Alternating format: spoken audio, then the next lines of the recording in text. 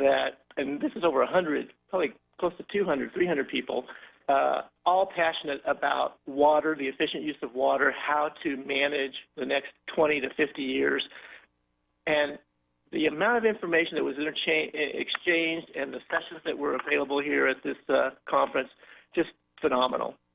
Well, I do. It was great. It was absolutely wonderful. I usually don't promote our company that we work for every day because that's what this show's about. But today's a special day. Today Mike accepted an award on behalf of Toro, and we got an award from the EPA about Excellence Award for Education and Outreach. And I can read this if you want me to. Well, I think just to know that we're out there helping contractors, helping specifiers, distributor personnel all learn more about how to use water wisely, because a lot of that water is used outdoors, as we know, and the more efficient we can be with that, the better it's going to be for everyone. So I mean, I'm blessed. This is the third award we got this year, and 4 total now, so I'm very, very excited about that. Gentlemen, come in, have a seat, if you like. And we're excited about that, but I do got to say, I thank all the guests that we've had on the show, because they're the ones that help make the show successful for us. And without all those famous people, we're still not famous either. That's right. We try to be what they are. Hey, we're just conduits. Yeah. So it's exciting, though, right, because we have learned so much from water professionals, and the amount of work, effort, forward thinking that goes into supplying water reliably into the future. If more homeowners, more consumers knew about what goes on behind the scenes, behind that curtain, so to speak, there would be a lot more amazement and I think appreciation for just what a great group of water purveyors we have throughout the United States.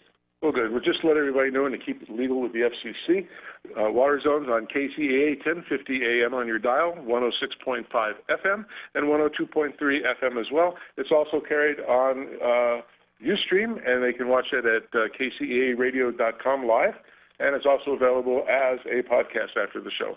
So we have a first guest here, and I'd like to introduce Kathy Nguyen. She's the Water Resource Manager at Cobb Water Systems. And Kathy, welcome to the show. Thanks for having me. And that Cobb County, where's that at? So that's in metropolitan Atlanta. We're about 10 minutes northwest of the actual city of Atlanta. Awesome. On Peachtree Street, because everything is there. Everything is Peachtree. So, yes, of course. And I bet you went to the Varsity sometime? Maybe. That's my favorite place by the Georgia Tech. Oh. Greasy hamburgers and chili dogs. Oh, yeah. It's my kind of place. Well, I was taken by, because you were an award winner, recognized by the EPA WaterSense program today, your Cobb County Water, and you said something that really struck me, and it was a story about... We won't sue you. No. But it was a story about relief efforts after the hurricane had hit Haiti. I was wondering if you would share that with our listeners. Sure.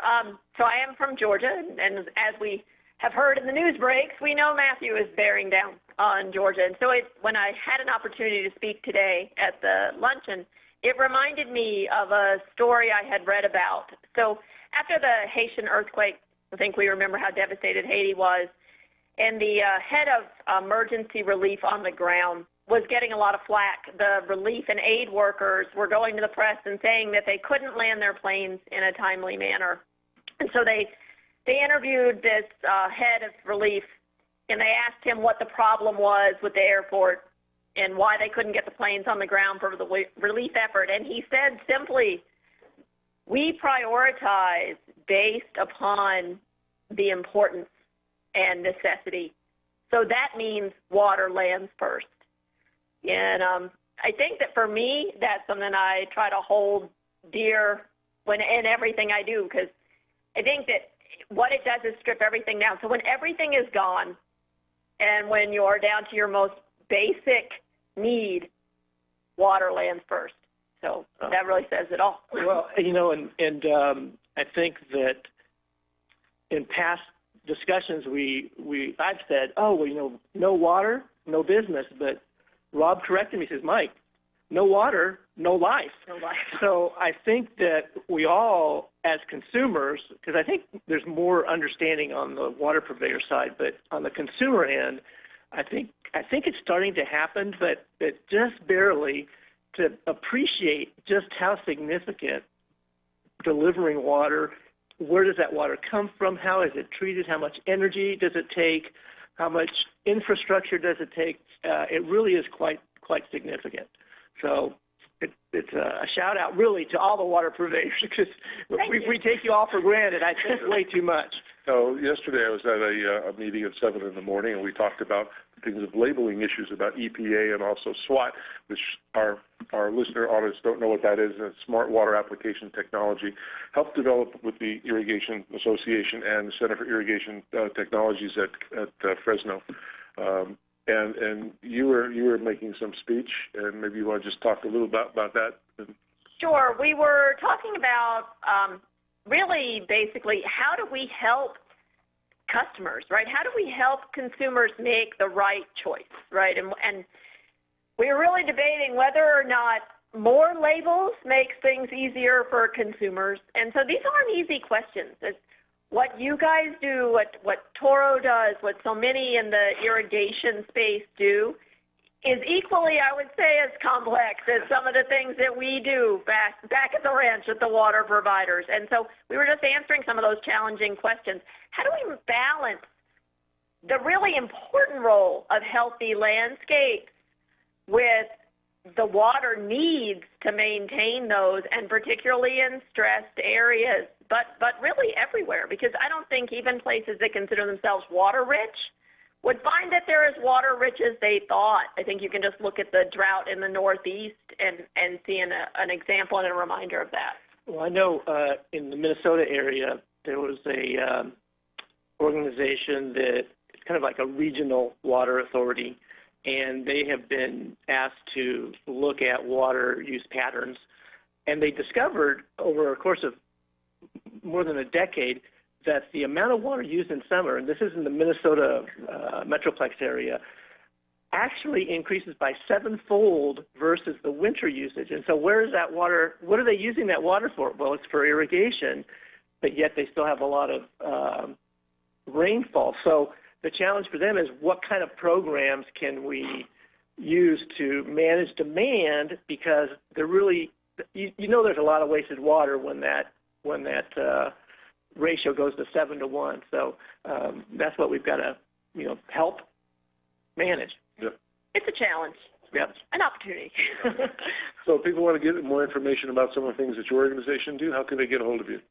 So they can visit cobbwater.org. Okay. Or they can email waterefficiency@cobbcounty.org. Excellent. Good. We appreciate you stopping by. Thank you. Thank you very much. And, Go ahead. No, I was going to invite Veronica up because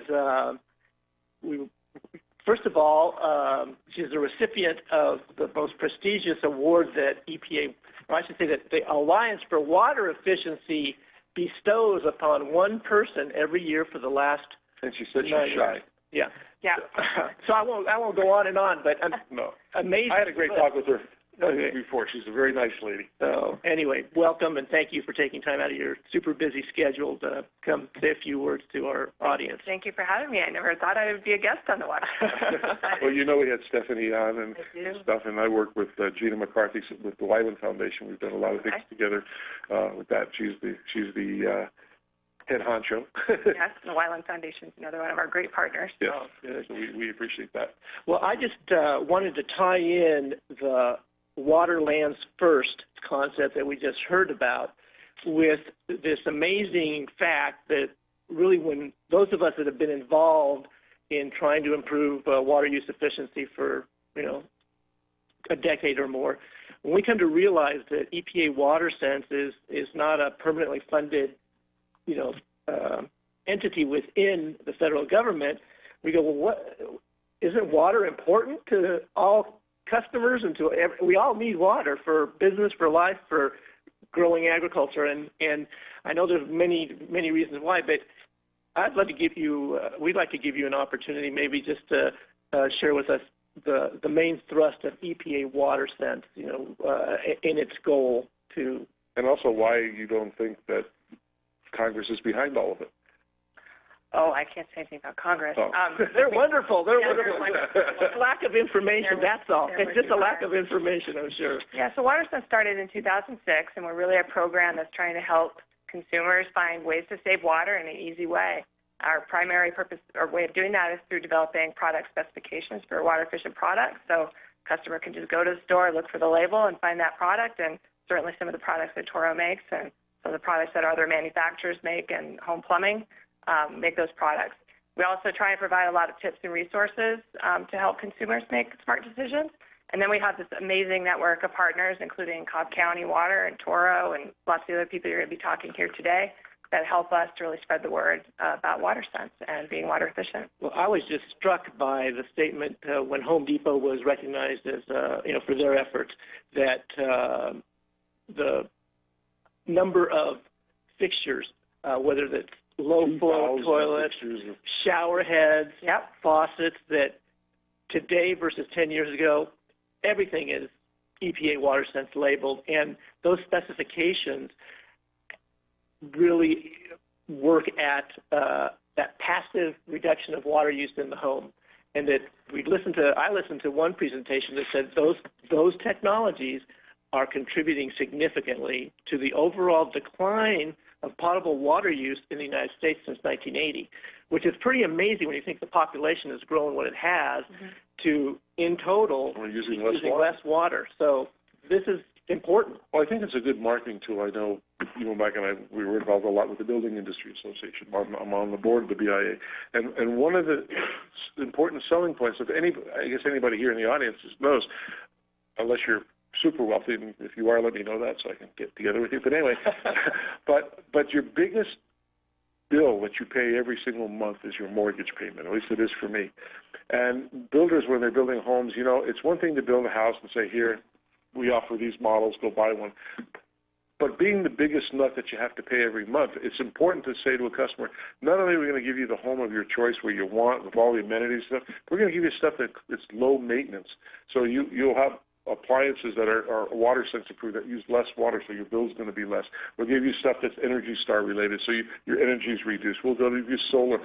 All of those things are good selling points now for builders. It gives, 5 years ago, very few builders built green. Right. Now, KB Homes was one of you. Right. KB Homes is one of our great partners. They've built hundreds of WaterSense labeled homes, which are efficient indoors and outdoors as well. And they're, you read stories about the housing market improving since the crash of the late 2000s. And you see that the green building really is picking up somewhat faster. People are starting to look for it. They're looking for those ways because they know it saves money, and they know they're more aware of the need to save energy and water. Exactly. What do you see in the next 5 years, kind of the challenges for EPA WaterSense efforts to continue the path? Because when there was a review of what had been accomplished over the past 10 years, it was really quite significant. Do you see continuing down that same path, or are you looking at some new approaches? Yeah, well, one of the goals of the program when we started was market transformation, and I think we've been really successful at transforming the market for water-efficient products, especially in bathrooms. As we go forward, we'll want to continue to look at those products and figure out where we can come up with more efficient products. But we're also trying to think about systems, and so looking at our whole home specification and thinking about buildings and trying to help people figure out all the different ways they can save water through more efficient practices, through more efficient design, is going to be important. So I think it's like the good news, bad news stories, and the more people are aware of the need to save water and the more people are aware of us, they come to us and they want us to provide information and help. And so it's difficult for us sometimes to manage those requests, but it's a good problem to have. It's a better problem to have people banging down the door, asking for help, than nobody knocking on the door at all. Well, I've got just one other question I was going to ask, and that is the political navigation that you've had to undertake from the beginning, where there was nothing really, and started to develop the organization and its goals and hiring people, et cetera. What's been the secret to your success? Because when you were recognized by the Alliance for Water Efficiency, there was a very impressive list of accomplishments, and I know just in a company there's bureaucracy that you have to deal with and some politics that you have to deal with, but I would think at your level it's like, even more so. Yeah, I mean, politics are a way of life, and I think one of the things that's been really nice about WaterSense is it's a very bipartisan program. So we started under a Republican administration. We've continued under a Democratic administration. We've had support from both sides of the aisle.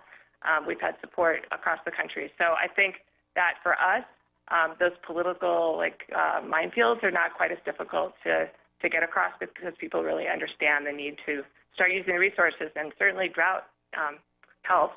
That's a great advertising. It's like a bad thing to say, but sometimes drought helps raise that awareness, and people start thinking about how they use water and how they should use it smarter. One of my goals, I've been working with the EPA for a long time with different things, but it's not an issue, just this ongoing discussion. I want to have Energy Star, which is not your side of the house. Controllers can meet Energy Star requirements, but yet they won't allow irrigation controllers to be classified as Energy Star. Mm-hmm. I've been working with that. How would one work that through? Because I got an example. Under Energy Star, I'm not putting you on the spot. I want some direction. No. I looked under the computer section, and it says, I picked out integrated computer. Integrated computer says it's the device that has an MCU, microcontroller, that has an I/O port, has a way of entering data into, and also has an attached screen. Well, guess what? Our controllers have that, and it is a computer. Yep. How does one navigate through that? What is the process that I would need to do? I'm not having very much luck in that. Yeah, I mean, you can keep knocking on those doors. I think it is a challenge, and we often get asked for the WaterSense program, why don't we label clothes washers and dishwashers? And the fact is, Energy Star labels those products for the energy savings. They consider the water savings in developing those specifications. And we've talked about having dualing labels, and we're having 2 labels on a product, and we've decided just for the benefit of both of our programs, just because resources, keep it simple. So we own you. Yeah. In the irrigation control market. WaterSense, we flipped for you and we won. Okay. So, we can look in the future to get those energy efficiency criteria embedded into those. So I just want to know when you're going to run for office, because that was a beautiful answer. Yeah. In fact, I'm going to send you a picture Monday of me and Gina standing on a field discussing that. You should see their facial expressions on it. But I'll send that to you Monday. Okay, that would be great. I do appreciate your answer. So thanks for being on our show. We do appreciate it. Oh, great. Thank you for having me. Congratulations. And as we have been requested at a previous meeting, said, hey, those of us that feel passionate about what EPA WaterSense is doing, let's talk to our congressmen, let's talk to our senators, let's let them know that it's important to provide funding for EPA WaterSense. So thank you for what you do. Thank you very much. Congratulations. Thank you. Well deserved. Oh, we have another guest coming on, and his name is David Malcolm. He's the president of a company called High Sierra Showerheads. He's also an EPA award winner today. Yes. And tell us a little about yourself and your company. Well, I'm the founder and owner of High Sierra Showerheads, and we manufacture, obviously, shower heads. And they're shower heads that are of our own, it's our own brand and our own design that we manufacture in California. And they do everything that everyone would expect from a good shower head. They deliver a strong spray, a uniform spray of large droplets that has the strength necessary to remove conditioner, shampoo from your hair and down into the drain where it belongs, and do it quickly without being painful. But one thing that they don't do is they don't use a lot of water. And I hate to use the term, but technically they're low-flow shower heads. And most people don't like the sound of that. Well, has that automatic connotation that, it's a very, soft. Right. And, of course, those of us that have watched, Seinfeld, we think about those. And they were. And back in 1992 when the federal government, it was under the Department of Energy, came up with the requirements that no shower head can flow higher than 2.5 gallons a minute. And all the manufacturers did the same thing, and they just turned them down. Yep. And so they were designed for 2.5 gallons a minute. They turned them down, and they were designed for higher flow, like 4 or 5 gallons a minute. They turned them down to 2.5. They were very weak. And it wasn't until just recently that there's a new push to save even more water. And in order to get down to those really ultra low flow rates, just turning them down is not going to work. And nobody would accept it, because what's the point of having this 1.5 gallon a minute shower head if you have to stay in the shower 2 times as long just to get clean. Yeah. That's like those water systems that they put in your house, and you put soap on it, and you feel like you never get the soap off. Yeah. Soft water? Yeah. But it does get out. I mean, it actually... Yeah, but it doesn't feel like it. It's just trying to Now, go ahead. Anyways, so what's happened is new technologies have been developed that just do things differently with water, so that like in the case of our shower heads, it's a full spray of large droplets. The large droplets gives it the feel, makes it feel like more water than it really is. It has the strength behind it to get you clean. You know, when you start talking about large droplets, even coverage, it's almost like you're talking about sprinkler nozzles too. And I was wondering, maybe we should talk about. make large sprinkler nozzles. And small ones too, for agriculture, but. Oh, you do? You have made nozzles for agriculture? Oh. Under the name Full Coverage Irrigation. Oh, interesting. We manufacture retrofit nozzles for agricultural and large turf. Okay. And even some brand rotors that you and I know. Oh. Well, when I heard those terms, I'm thinking, now, hey, is there some relationship here with... The technique that we use to make the shower head is basically the same technique that we use to make the sprinkler nozzles, but they're not the same nozzle. They are different. The sprinkler nozzle has to throw a long ways, maybe up to 80 feet or more, and obviously a shower head isn't going to do that. But I have a big shower. What happened was a few years ago, I was approached by a golf course superintendent. He said, "Hey, we need better syringing nozzles for it's like hand watering golf greens when they have a hot spot on them." And he thought my nozzles might be able to do it. And so I started working on it and came up with a syringe nozzle for greens. It worked out really good, and I got a patent on it. And when I go out and demo this nozzle at the golf courses, I'd hold it up in the air, and I would look at it and go, "Man, that would make a nice shower head." That's amazing. But this was much higher flowing, maybe 10, 15 gallons a minute, and so, but here I am today with How do you take your product to market? Do you sell online, or do you go through retailers? Well, we have a website. It's HighSierraShowerheads.com, and everything we make is on that website. And we have lots of different models to fit every need you could imagine in a shower, because they're all different. Some shower heads are higher than others. Some people want handheld. There's lots of variations, and so everything is on there on our website.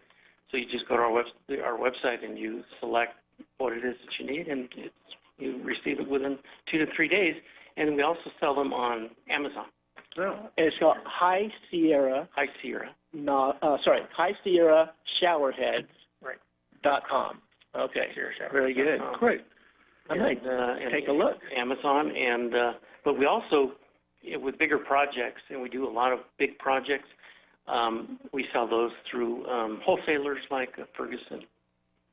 So without revealing any of your patented information, is it possible to... The patent is public. Well, I was just wondering if you could explain to a layperson kind of what's the secret, what's the magic that creates the... Well, everybody thinks you have to have high pressure to make a good shower head, okay? And maybe that's the case with other types of shower heads. But with our shower head, we actually turn the pressure down inside the shower head with a flexible diaphragm. The Bernoulli equation. Oh. Very low pressure, like a drip emitter pressure, 15 pounds. Wow. And it's very low inside this shower head body. And what's the patented nozzle, which is an active patent, it breaks this low pressure stream into a spray. And why it's so important to use low pressure for this kind of shower head is because misty droplets, micro droplets, do not work as a shower head. That's what you get when you put very high pressure water through the nozzle. But with a low pressure stream of water going into the nozzle and out the nozzle, the droplets are big. And that's what makes for a good shower. Excellent. Big drops. Same as nozzles. Yeah. So- And so it doesn't matter what the pressure is upstream. You could have 80 pounds, you could have 30 pounds. The same spray is going to come out of the shower head. Great. So again, they can reach you at? HighSierraShowerheads.com. Great. We appreciate you coming on the show today. Thanks a lot. Thanks, David. Well, you're listening. We're going to take a little commercial break. You're listening to The Water Zone with Mike and Rob on KCEA 1050 AM, 106.5 FM, 102.3 FM, and Ustream. I'm getting tired saying all this stuff. But we'll be back in a minute with everybody, and stay tuned. Thank you.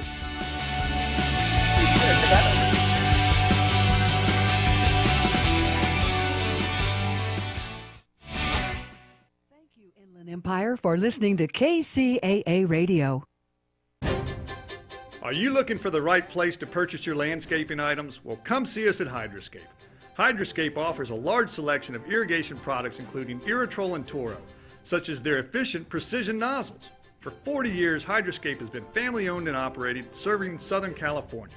With 17 locations, our knowledgeable and experienced staff is equipped to help you with all your irrigation, landscape, and outdoor living projects. Whether you're installing irrigation systems, wanting to maintain a healthy landscape, or simply create a beautiful lit space for outdoor entertaining, Hydroscape is the place to go. Visit our website at hydroscape.com for more information and find helpful articles on our blog, or call our customer service center at 1-800-395-4477. Did you know that an irrigation system that has a leak of just 1/32 of an inch in diameter, that's the thickness of a dime, wastes 6,300 gallons of water per month or 75,000 gallons per year? Well, with more solvent cement experience than anyone on the planet, Weldon formulates their products not just to meet a standard, but to exceed it. Weldon products are designed to provide even greater safety margins, often able to make up for common mistakes or less than ideal installation conditions, reducing the chance for leaks and costly callbacks. Weldon's invention of solvent cement over 60 years ago revolutionized the piping industry. From day one, Weldon has led the industry with their broad range of high-performing solvent cements, primers, and cleaners, bringing unique solutions to professional contractors and homeowners. Along the way, Weldon has earned the loyalty of millions of professional contractors who trust their products and depend on their outstanding customer service, live technical hotline, troubleshooting services, and free training. And because they care about the environment, Weldon was the first manufacturer to develop and offer a complete line of low VOC cements.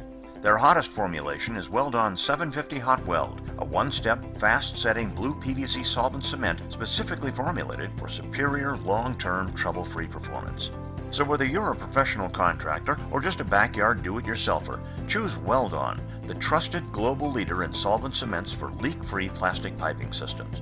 To learn more about their complete line of products or technical training, visit the web at www.weldon.com or call their technical service hotline at 877-477-8327. San Bernardino, Loma Linda, Rialto listens to KCAA Radio. Hi, welcome back to the Water Zone with Mike and Rob. We're broadcasting live at the Water Smart Innovations Conference and Exposition in Las Vegas. And remember, Mike, whatever happens here stays here. Except that we're broadcasting all over. Yeah, that's right. So, usually Mike and I have a thing where people call in and try to stump us, and they get a gift certificate. So I'm going to give a gift certificate to Mike to guess who our next guest is. Give him a hint. Where do we know each other from? You've talked to her before. You have. You have. You talked about water to her. Hmm. You read a lot. Big on the internet. Yeah, you read a lot of stuff she writes. The Water Maven? That's me. All right! We love the Water Maven. Wow, that's fantastic. I subscribe, and When I get your emails on a daily basis, it's wow.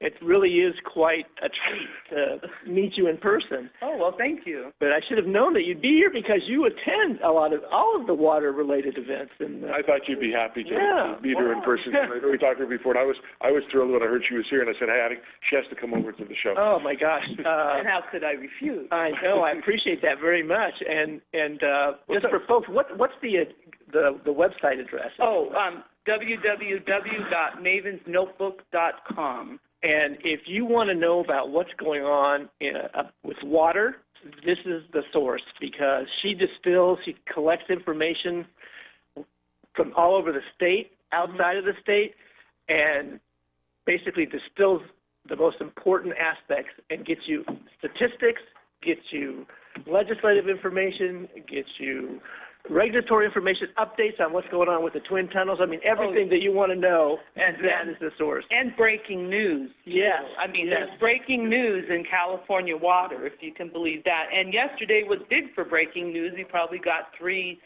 additional emails. We had some lawsuits and... was it the Freant Division sued the federal government? But yes. tell us what those breaking news events.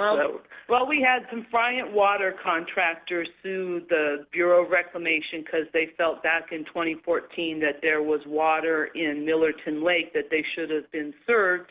But due to some very complicated water rights things, that water went to people who had seniority over them. And so they didn't get any water. And it cost them a lot in crops. So they are now suing Reclamation for not giving them that water. We'll see how successful they are. And then Use the water train. And let's see, we also had the news that the conservation is dropping in California to 18%. And down, it's going down, which is kind of to be expected as they say, we're not going to have water conservation restrictions and so people have noticeably let up on that, and they'll probably be coming back. And then the third thing that happened is some yeah, that's true. northern. My wife won't do a shower with me anymore. She says she can do her own shower. Only kidding. And we also had some Northern California D.C. legislators push on the Delta tunnels for information on how they finance the planning process. Is that going to happen? The tunnels? I have no idea. I can't call it. And then the second question, is it going to be 1 or 2?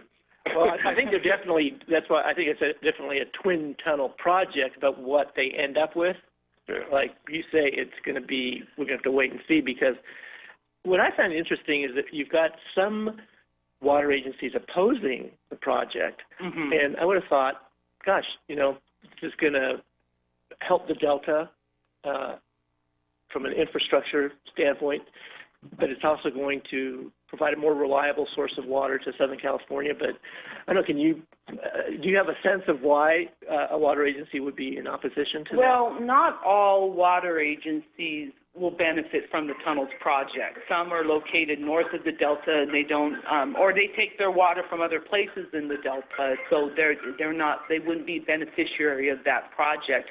There's a lot of concerns about water quality. The Delta people would tell you that they're going to take flow out of the Delta. That's bad news for the Delta.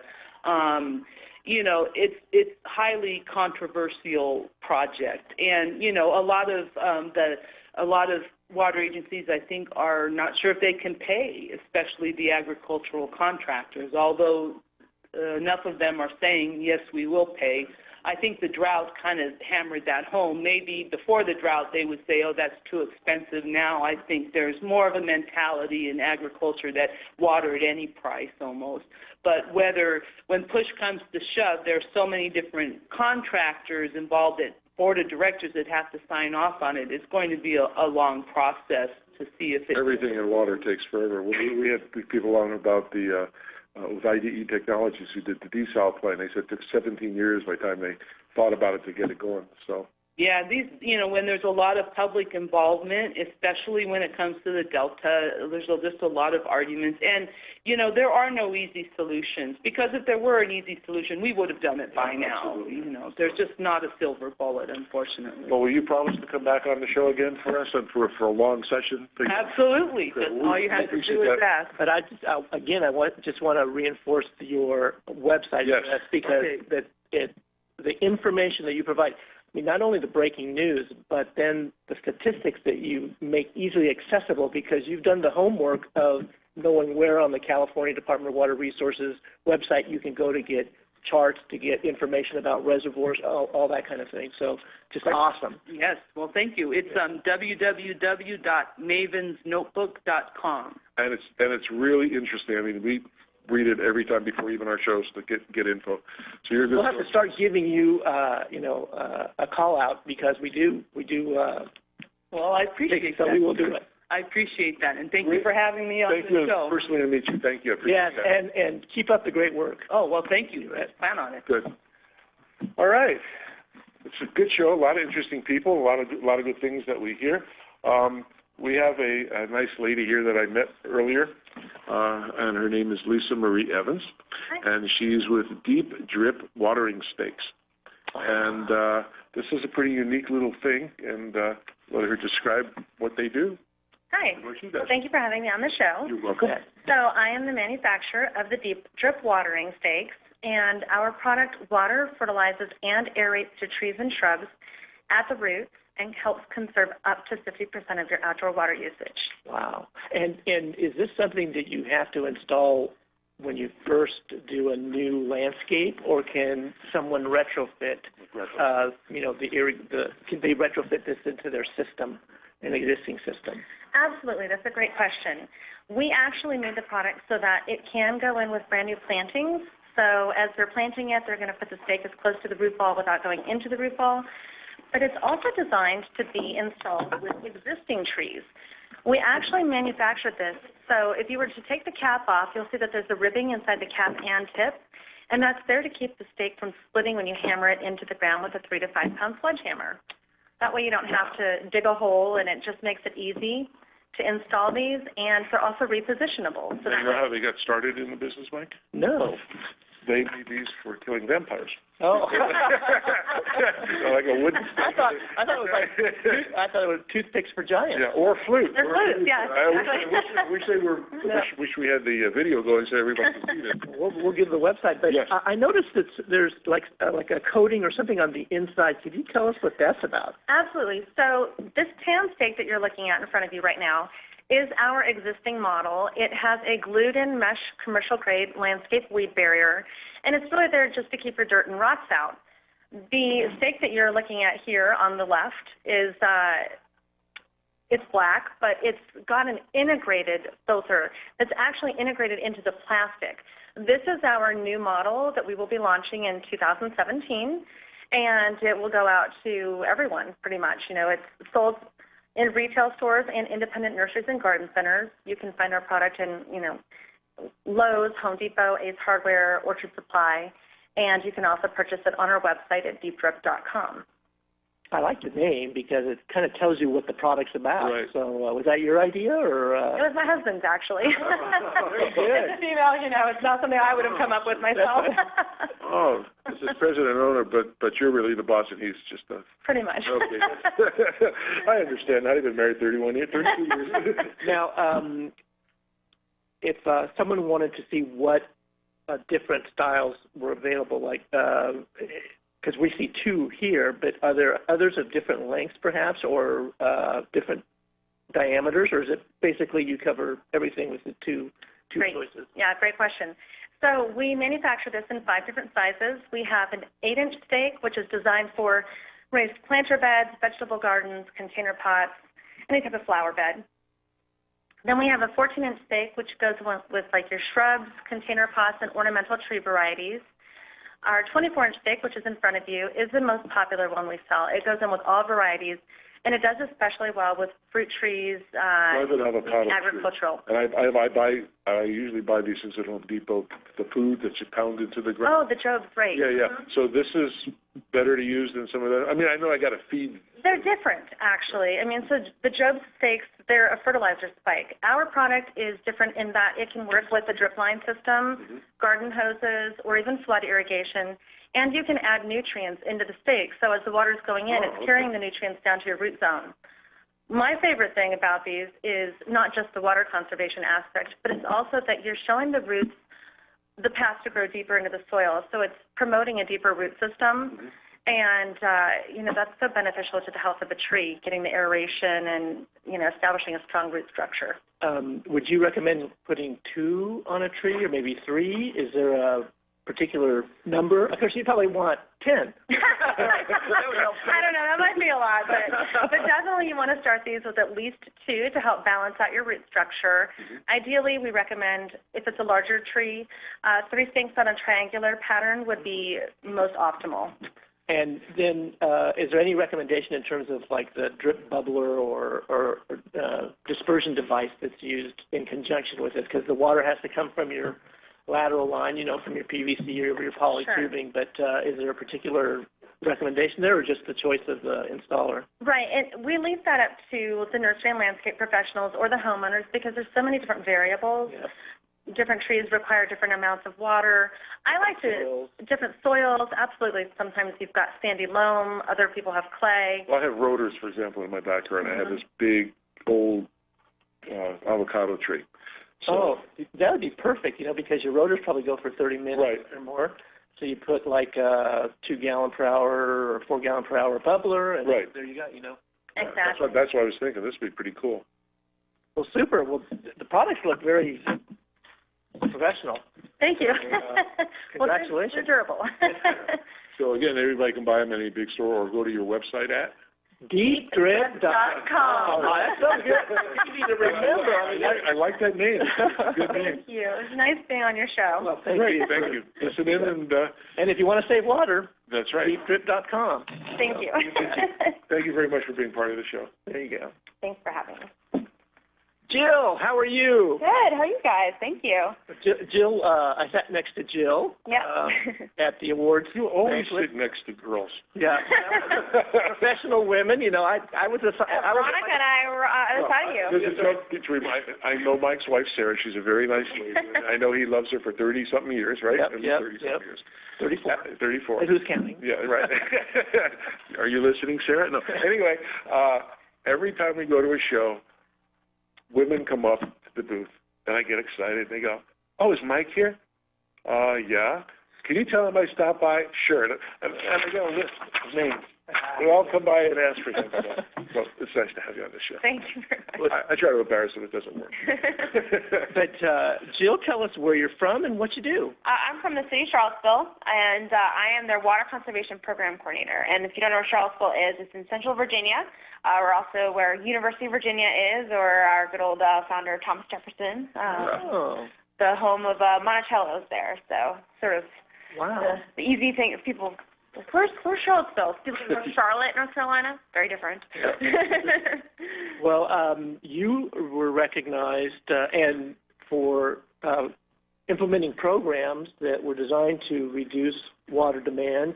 And the amazing thing, though, is that you have a department of one. Yeah. And what I found very interesting was your use of social media. Could you sort of share with us how that came about and how you use that in your job? Yeah, so I'm their Water Conservation Program Coordinator, and so I'm trying to tell as many people as I can in Charlottesville about how to save water and also all the resources the city provides. So we provide rebates, we provide incentives, giveaways, free things for them to save water. And then we also want to tell them why it's important to do that and sort of give them some tips, in the home, what they can do to save water. And so it's hard to get that information out, and you have a lot of different ages, types of people, crowds. And so you can't just do your billing inserts. You can't just do your newspaper articles or your radio.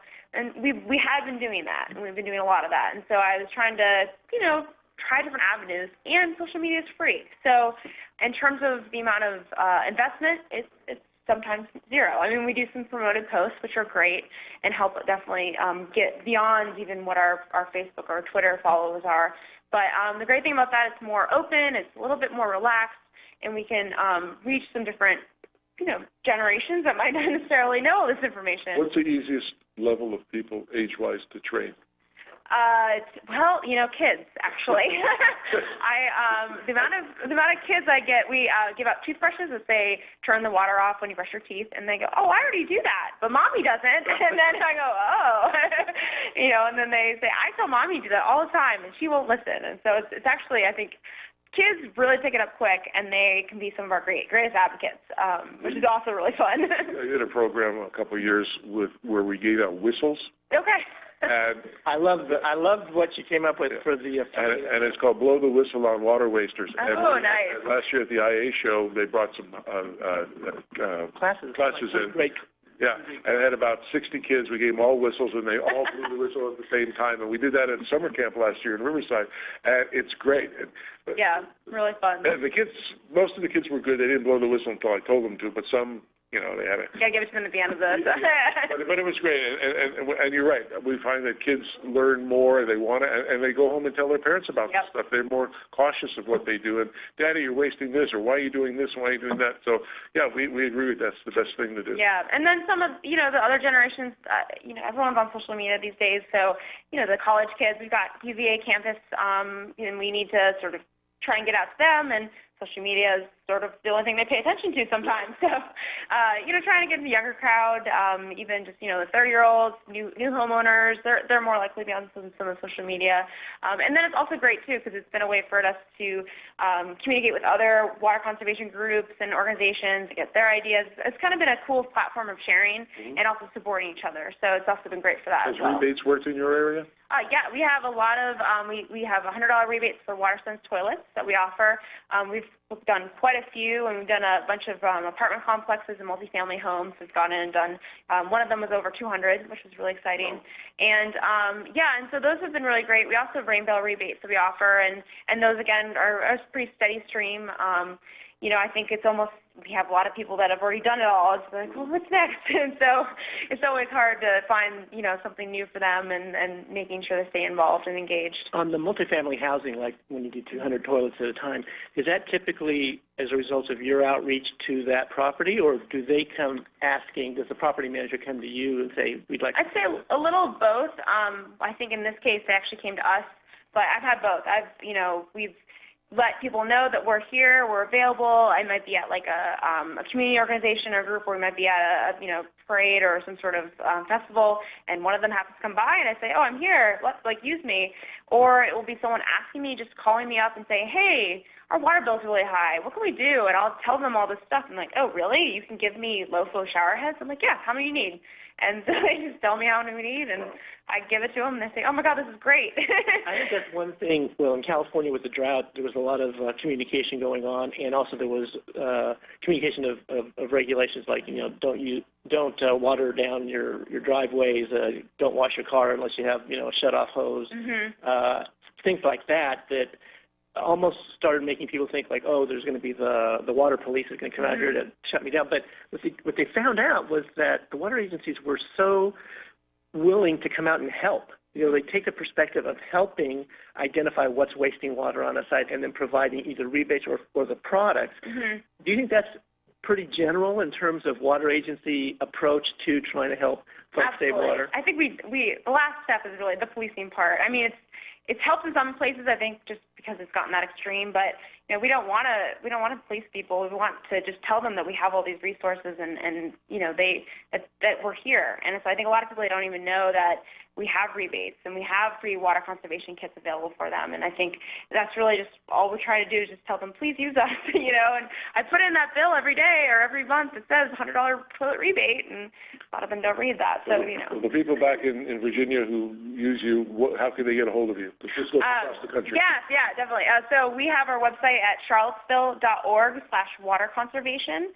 And then also if you want to email me, waterconservation@charlottesville.org also works as well. And so, yeah, we have also a bunch of resources of how to save water on our website. So even if you're not Charlottesville, we have a lot of fun tips. And I try and keep my social media fun. So if you want to follow us, we always we might have to join your Facebook group. Yeah. Just to see what you're doing. Charlottesville Water Conservation. I think you probably lean. I mean, I don't know what percentage of the agencies do that. I don't know many of them. Yeah, I think more realizing they have to. I'm not as good as sort of like the Denver Water, who have a lot of more resources than I do, but I try and as much as I can have fun with it. So you're doing a great job to be recognized by the EPA Water Sense for your award. Yeah, so congratulations. Thank you very much. Thanks Appreciate having me on here. All right, Jill. Okay, we have one more guest here, and we're trying to get Jackson. You intrigued me with your grass with the deep roots and the green grass. We're talking about lawn turf, not grass. Yes. Sorry about that. I got to clean this up, make sure we're clean. Right. Well, that leads to a lot of funny jokes, but I won't get into that. Tell us about what you got. We developed I've been an environmentalist and a scientist, and my work's been commended by 2 White Houses of the United Nations, Al Gore in the past.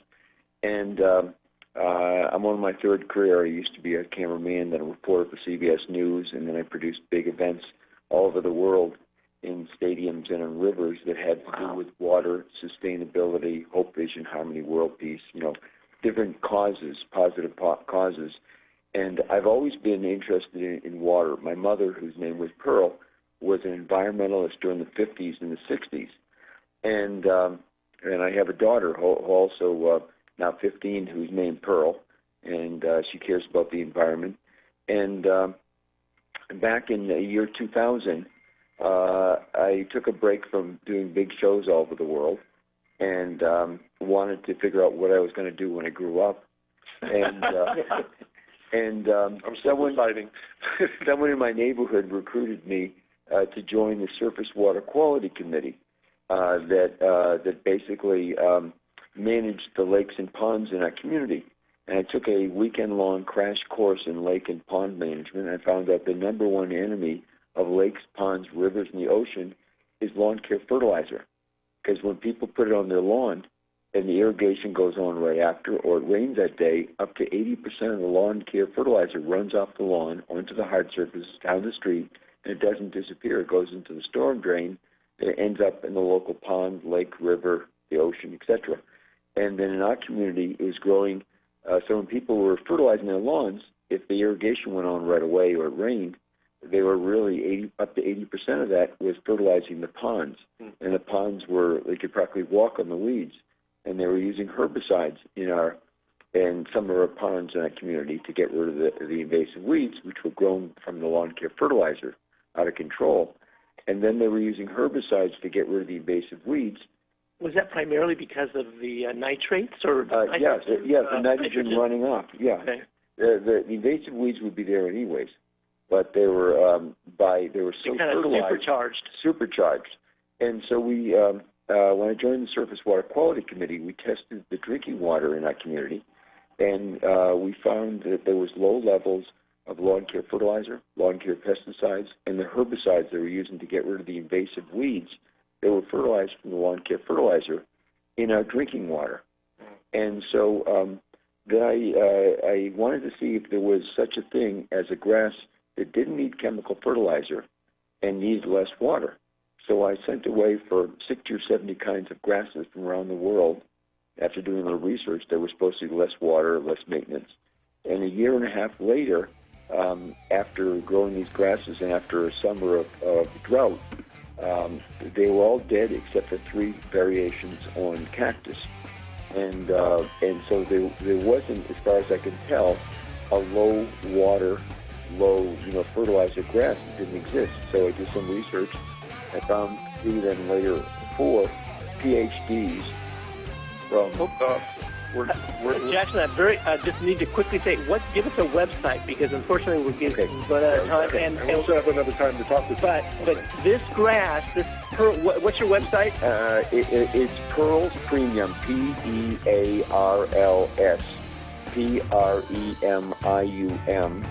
PREMIUM.com.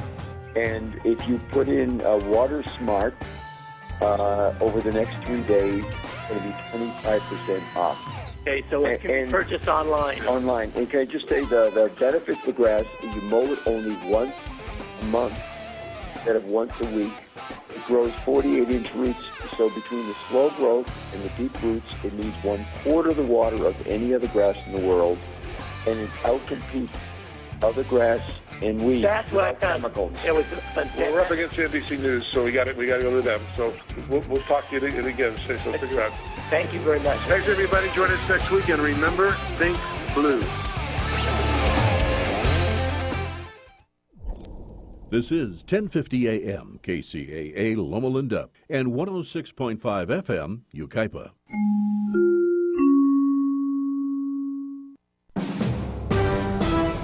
Here's the latest on Hurricane Matthew from NBC News Radio. I'm Tom Roberts. Deadly Hurricane Matthew is lashing Florida as it creeps along the state's east coast.